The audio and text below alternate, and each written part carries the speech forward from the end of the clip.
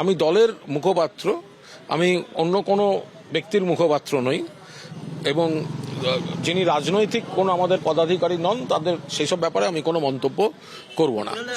তদন্তে আজকে যিনি গেছেন, আইনের যা প্রসেস, সুপ্রিম কোর্ট যা বলেছে, এগুলোর সঙ্গে তৃণমূল এবং এই রাজনীতির কোনো সম্পর্ক নেই, ফলে এ বিষয়ে কোনো কথা বলছি না। কালীঘাট রোডের যে বাড়ি রয়েছে অভিষেক বন্দ্যোপাধ্যায়ের বাড়ি, এটা হচ্ছে কালীঘাট রোডের 121 নম্বর কালীঘাট রোড এবং সেই বাড়িতে সোজা এলেন হচ্ছে সুমিত রায়।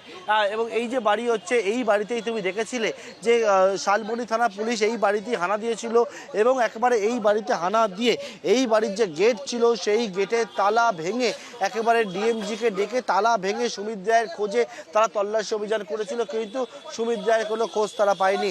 সুমিত রায় ভবানী ভবনে প্রায় দীর্ঘক্ষণ ধরে জিজ্ঞাসাবাদের মুখোমুখি হয়। তাকে সকাল 10টা থেকে বিকেল 5টা 50 পর্যন্ত জিজ্ঞাসাবাদ করা হয় এবং তার পরবর্তীকালে সুমিত রায় তিনি হচ্ছেন ভবানী ভবনেই ছিলেন এবং এরপরে ভবানী ভবন থেকে বেরিয়ে সুমিত রায় এই মুহূর্তে অভিষেক বন্দ্যোপাধ্যায় কালীঘাট রোডের যে বাড়ি সেই বাড়িতে পৌঁছালেন।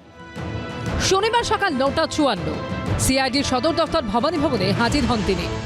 আপনি কোথায় ছিলেন? আপনারা খোঁজে করে অভিষেক বন্দ্যোপাধ্যায়ের বাড়িতে তালা ভাঙতে যাচ্ছে তো পুলিশ। চলো হ্যাঁ, দুর্নীতির সঙ্গে যুক্ত একের পর এক অভিযোগ। রাজ্যের ক্ষমতা থেকে তৃণমূল চলে যাওয়ার পরই ডায়মন্ড হারবারের সাংসদ অভিষেক বন্দ্যোপাধ্যায়ের আত্মসহায়ক সুমিত রায়ের বিরুদ্ধে ভুরি ভুরি অভিযোগ সামনে এসেছে। তার মধ্যে একটি শালবনের জমি দুর্নীতি, যেখানে সরকারি জমি জালিয়াতি করে বিক্রির অভিযোগ ওঠে। কোটি কোটি টাকার দুর্নীতি হয় বলে অভিযোগ। সেই মামলায় অভিষেক বন্দ্যোপাধ্যায়ের আত্মসহায়ক সুমিত রায়ের ক্যানাল রোডের বাড়িতে শুক্রবারই যায় পুলিশ। শনিবার সকাল 10টা তাকে হাজির হতে বলা হয়। রাষ্ট্রবাদী সরকার প্রতিষ্ঠিত হওয়ার পর থেকেই পশ্চিমবঙ্গে সে কেবল পালিয়ে বেড়ায়, দৃষ্টি এড়ায় করে থাকা যাবে না। কেউ না কেউ কোনো না কোনো জায়গা থেকে তাদেরকে আনবেন। পশ্চিমবঙ্গের বর্তমান সরকার কাউকে কোনো পলিটিক্যাল ইমিউনিটি কিংবা পলিটিক্যাল লেভারেজ নিতে দেবেন না। আইনের পথে চলবেন। সুমিত রায় চার্টার্ড মাফিয়ার ম্যান ফ্রাইডে, সুতরাং প্রপার ইনভেস্টিগেশন মানে will lead all roads to রোমের মতো ক্যামাক স্ট্রিট পর্যন্ত সমস্ত রাস্তা নিশ্চিতভাবে পৌঁছবে।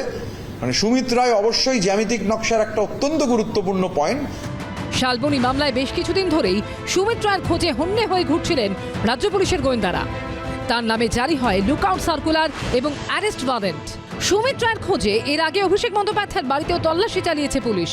পুলিশ পৌঁছে গেছিল সুমিত রায়ের বাড়িতেও, কিন্তু এত কিছুর পরেও খোঁজ মেলেনি সুমিত রায়। এটা সম্পূর্ণ তাদের বিষয়, কনসার্ন ব্যক্তির বিষয়। এ ব্যাপারে কোনো মন্তব্য করব না। আমি দলের মুখপাত্র, আমি অন্য কোনো ব্যক্তির মুখপাত্র নই এবং যিনি রাজনৈতিক কোনো আমাদের পদাধিকারী নন তাদের সেসব ব্যাপারে আমি কোনো মন্তব্য করব না। তদন্তে আজকে যিনি গেছেন, আইনের যা প্রসেস, সুপ্রিম কোর্ট যা বলেছে, এগুলোর সঙ্গে তৃণমূল এবং এই রাজনীতির কোনো সম্পর্ক নেই, ফলে এ বিষয়ে কোনো কথা বলছি না।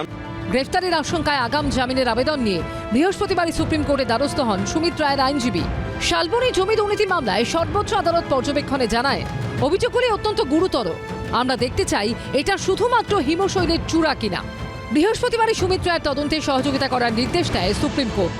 শনিবার নির্ধারিত সময় সকাল 10:06 আগেই ভবানী ভবনে হাজির হন তিনি। পার্থপ্রতিম ঘোষ ও অরিত্রুপ ভট্টাচার্য রিপোর্ট, এবিপি আনন্দ।